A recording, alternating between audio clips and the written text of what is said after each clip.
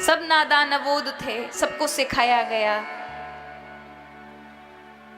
ये तक समझना नहीं आता था जिसने हमको जन्म दिया वो हमारी माँ है। हमारे लिए तो सब अपरिचित थे। हर एक चीज को हमें सिखाया जाता है।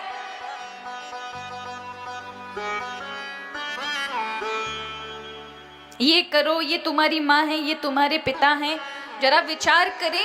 लेकिन जब वो बालक आता है और आते ही माता उसे अपने आंचल में छुपाकर दुग्ध पान कराती है, दूध पिलाती है ना।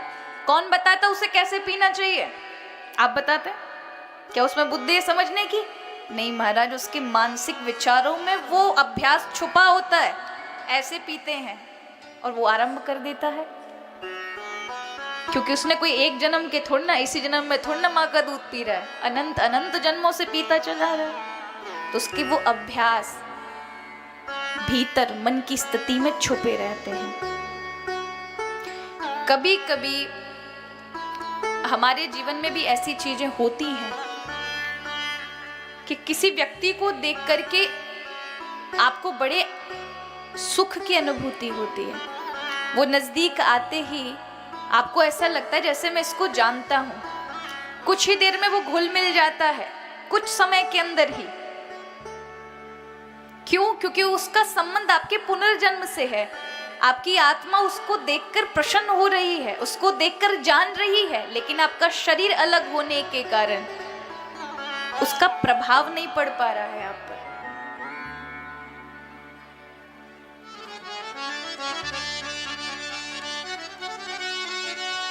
तो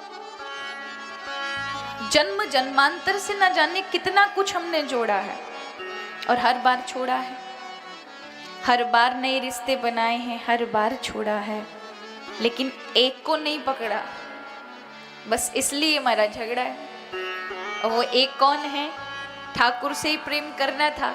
माने कि सारे रिश्तों को अपना माने, जिनको प्रभु ने कर्तव्य के साथ सौंपा है उस सब धर्म का पालन करें। लेकिन ये ना भूलें कि जो हमारा स्वरूप है, जो हमारे अंदर हमें चेतना दे रहा है, जो हमारा आत्म स्वरूप है, वो केवल परमात्मा है। हम उसके ही पुत्र हैं। इसलिए उससे प्रेम होना बहुत आवश्यक है। कई बार लोग कहते हैं कि हम पूजा पाठ क्यों करें? अरे क्या भगवान पूजा पाठ से प्रसन्न होते हैं? हम पूजा नहीं करेंगे तो क्या भगवान प्रसन्न नहीं होंगे? अरे वो भगवान कैसा है जो अपने बालकों से पूजा पाठ चाहता है? अरे नहीं महाराज, प्रभु आपसे कभी आकर कहते हैं क्या मेरी पूजा करो? कभी कहा किसी से? नहीं। वो आपके ऊपर है, आपका प्रेम कितना है। भक्त कोई दबाव से आकर भगवान की पूजा नहीं कर रहे। जो कर रहे होंगे वो मूर्ख हैं। अरे भक्त तो अपनी ओर से जितना हो सके वो करता है, जताता नहीं कि मैं आपके लिए क्या कर रहा हूँ क्या नहीं कर रहा हूँ। अरे प्रभु, ये शरीर आपका, ये सब कुछ आपका, बल्कि आप तो रात दिन मेरी पूजा कर रहे हैं। हम भगवान की क्या पूजा करेंगे? ज़्यादा से ज़्यादा 1 घंटा 2 घंटा सुबह, 2-4 घंटा शाम। इससे ज़्यादा कौन 24 घंटे? वो तो विरले होते हैं ठाकुर जी के निराले भक्त जो 24 घंटे ठाकुर की याद में लगे रहते हैं। लेकिन प्राय अगर देखा जाए तो प्रत्येक एक सनातन वैदिक धर्म को, हिंदू धर्म में रहने वाले व्यक्ति को सुबह शाम दीपक जलाना चाहिए। अपने घर में, अपने घर में एक देवालय रखना चाहिए। देवालय माने जहाँ मंदिर भले छोटा सा, भले आपके पास उतनी व्यवस्थाएं नहीं है, एक आले में ही रख लें, लेकिन अवश्य आपके यहाँ एक विग्रह होना चाहिए और सुबह शाम दीपक अवश्य जलना चाहिए, जिससे उस घर में रहने वाले व्यक्ति के जीवन में अंधकार ना हो। प्रकृति रात दिन हमारा स्वागत करती है और ये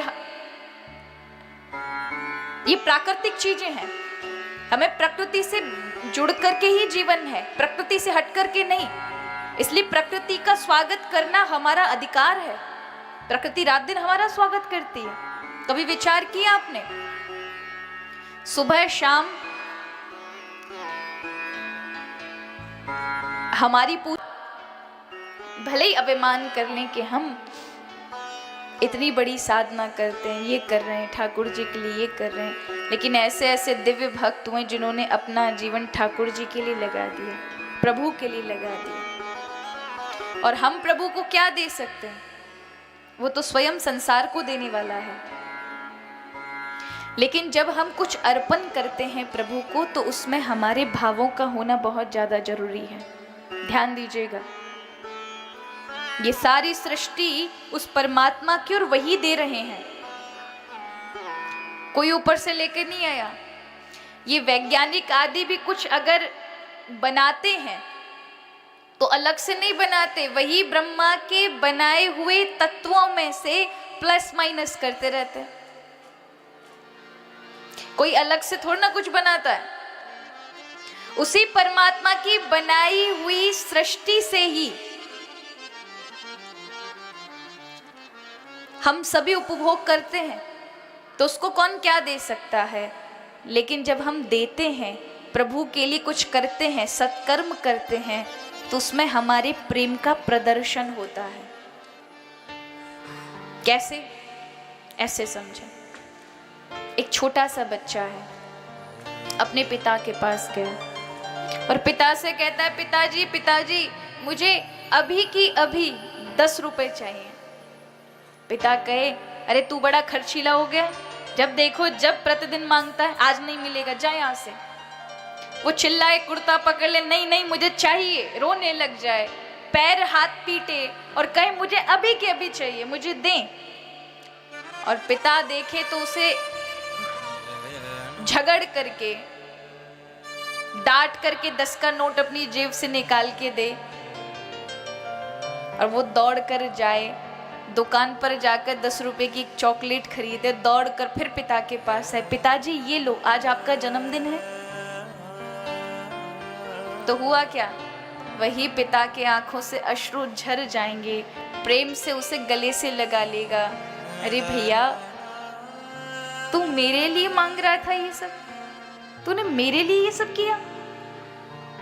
तो देखिए, बाप का ये पैसा था महाराज, पिता का ये पैसा था, किसी अन्यत्र से नहीं लेकर गया, पिता की संपत्ति थी, लेकिन प्रेम का प्रदर्शन और रूपांतरण देखिए कि उसने उस पैसे का उपयोग प्रभु के कार्य में, अपने पिता की प्रसन्नता के लिए लगाया। तो जब हम भगवत कार्य में, सत्कर्मों में, अच्छे कार्यों में उसी पैसे को जो प्रभु की संपत्ति है, भगवान का ही दिया हुआ है, उसे लगाते हैं, तो वो प्रभु की प्रसन्नता का कारण बनता है। ये भाव नहीं है कि हम उस परमात्मा को क्या दे सकते हैं, लेकिन उसमें प्रेम का रूपांतरण देखिए कि मेरे लिए, मेरी इच्छा के लिए, मेरी प्रसन्नता के लिए इसने ये कार्य इसमें लगाया। इसलिए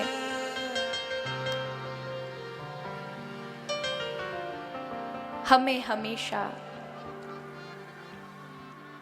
सतत सत्कर्म करने चाहिए। आज ये कर्दम ऋषि जो ब्रह्मा जी की छाया से उत्पन्न हुए थे, इन्होंने भगवान की तपस्या